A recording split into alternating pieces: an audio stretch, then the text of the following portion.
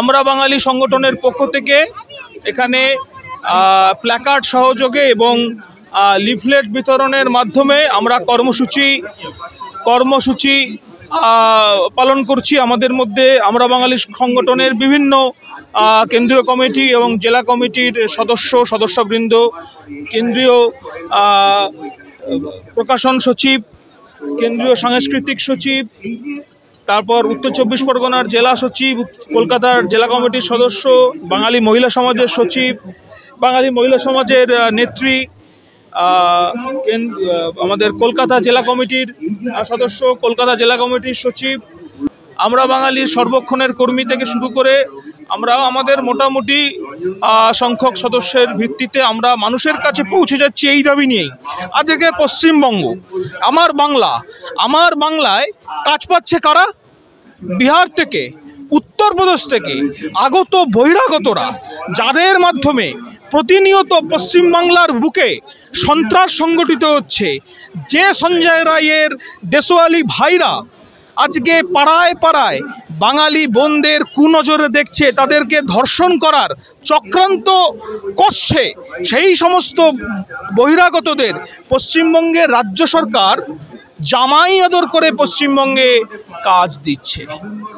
আজকে পশ্চিমবঙ্গের সরকারি চাকরির প্রবেশিকা পরীক্ষায় কোনো রাজ্যে নেই, কিন্তু আমাদের পশ্চিমবঙ্গে আছে। বাংলা ভাষা ছাড়াও হিন্দি, নেপালি, উর্দু, এমনকি বিদেশি ভাষা নেপালি, ভারত রাষ্ট্রের নয়, সেই নেপালি ভাষাকে পশ্চিমবঙ্গের চাকরির পরীক্ষায় অ্যাপ্লাই করা হয়েছে, বা পশ্চিমবঙ্গে নেপালি ভাষা শিখে পশ্চিমবঙ্গে চাকরি পাওয়া যায়। এই যে একটা পশ্চিমবঙ্গে বাঙালিদের কোণঠাসা অবস্থা, আজকে ভারতীয় সেনাবাহিনী, আমরা জানি আমরা বাঙালিরা সুভাষ বসুর জাতি, আমরা বিনয় বাদল দীনেশের জাতি, আমরা ক্ষুদিরাম বসুর জাতি। সেই বাঙালি জাতি, ভারতীয় সেনাবাহিনীতে বাঙালি জাতির রেজিমেন্ট নেই, এটা হাস্যকর নয়? গালোয়ানের যুদ্ধ থেকে তার আগের ওই 90 সালের যে বিভিন্ন যে যুদ্ধ, সব যুদ্ধই দেখা গেছে যত শহীদ, সেই শহীদদের মধ্যে বাঙালি সৈনিকরা ছিল। তাহলে বাঙালি সৈনিক যারা এখন ভারতীয় সেনাবাহিনীতে যারা কর্মরত, সেই সমস্ত সৈনিকরা Bihar regiment, Punjab regiment, Gurmukhi regiment, এই সমস্ত রেজিমেন্টে আছে, অসম রাইফেলস। আজকে আজকে ভারতবর্ষের সেনাবাহিনীতে বিদেশি গোর্খা, নেপালিদের রেজিমেন্ট, গোর্খা রেজিমেন্ট আছে। পশ্চিমবঙ্গের বাঙালিদের জন্য ভারতীয় সেনাবাহিনীতে বাঙালি রেজিমেন্ট নেই কেন? কোনো রাজনৈতিক দল আজকে পশ্চিমবঙ্গ সরকারের কাছে এই দাবি রাখে না। কেন সাহস নেই এই দাবি রাখার? আমরা পরিষ্কার ভাষায় বলছি, আগের অপদার্থ বাম সরকার হোক বা এখনকার নির্লজ্জ তৃণমূল কংগ্রেসের সরকার হোক, কেউই বাঙালির পক্ষে নয়।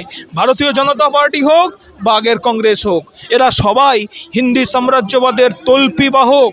তাই জন্য আমরা পরিষ্কার, আমাদের প্ল্যাকার্ড দেখলে বুঝতে পারবেন, অবিলম্বে ভারতীয় সেনায় বাঙালি রেজিমেন্ট গঠন করতে হবে। বাংলার সব কাজে 100% স্থানীয় বাঙালি যুবক যুবতীদের নিয়োগ করতে হবে। বাংলার চাকরির পরীক্ষা, ইউপিএসসি এমনকি পিএসসি পরীক্ষায় বাংলা ভাষার পেপার বাধ্যতামূলক করতে হবে। এবং আজকে এই যে রাজ্যে রাজ্যে বাঙালিদেরকে বাংলাদেশি বলার প্রবণতা, আজকে বাংলার সীমানা অতিক্রম করে গিয়ে উত্তরপ্রদেশ, বিহার, ব্যাঙ্গালোর বা এই সমস্ত রাজ্যে যেখানে বাঙালিরা আছে, তাদেরকে সহজেই তারা বাংলা ভাষায় কথা বলে, যেহেতু এমনকি খোদ কলকাতাতেও হতবাক হচ্ছি, নিজের রাজ্য, নিজের বাসভূমি, নিজের বেড়ে ওঠা কলকাতা, সেই কলকাতায় বাংলা ভাষায় কথা বলার জন্য বাঙালিকে বাংলাদেশি শুনতে হচ্ছে। এই যে একটা ঘৃণ্য ষড়যন্ত্র, এর বিরুদ্ধে আমাদের আন্দোলন, এবং এই আন্দোলনের আরেকটা রূপরেখা আপনাদের সামনে তুলে ধরছি। সেটা হচ্ছে একটি স্থায়ী সমাধান আমরা চাই। স্থায়ী সমাধান কি? বাঙালির নিজস্ব একটা বাসভূমি চাই। বাঙালির নিজস্ব বাসভূমি মানে কিন্তু ভারত ভেঙে আলাদা রাজ্য নয়, আলাদা রাষ্ট্র নয়। ভারতের সংবিধানকে মেনেই ভারতে যত বাঙালি অধ্যুষিত অঞ্চল আছে, সেই সমস্ত বাঙালি অধ্যুষিত অঞ্চলগুলোকে একত্রিত করে ভারতীয় সংবিধানের 3 নম্বর ধারা, অর্থাৎ রাজ্য পুনর্গঠন, সেই পুনর্গঠন নীতি মেনে বাঙালিস্তান রাজ্য, সেই বাঙালিস্তান রাজ্য গঠনের মধ্যেই আমাদের বাঙালিদের সমস্ত রকম সমস্যার স্থায়ী সমাধান নিহিত রয়েছে। তাই এই সমস্ত দাবি নিয়েই আমরা জনসংযোগ কর্মসূচি কলকাতা বইমেলা প্রাঙ্গণ 48তম বইমেলা প্রাঙ্গণে সারছি। আমাদের কর্মসূচি চলবে। ধন্যবাদ।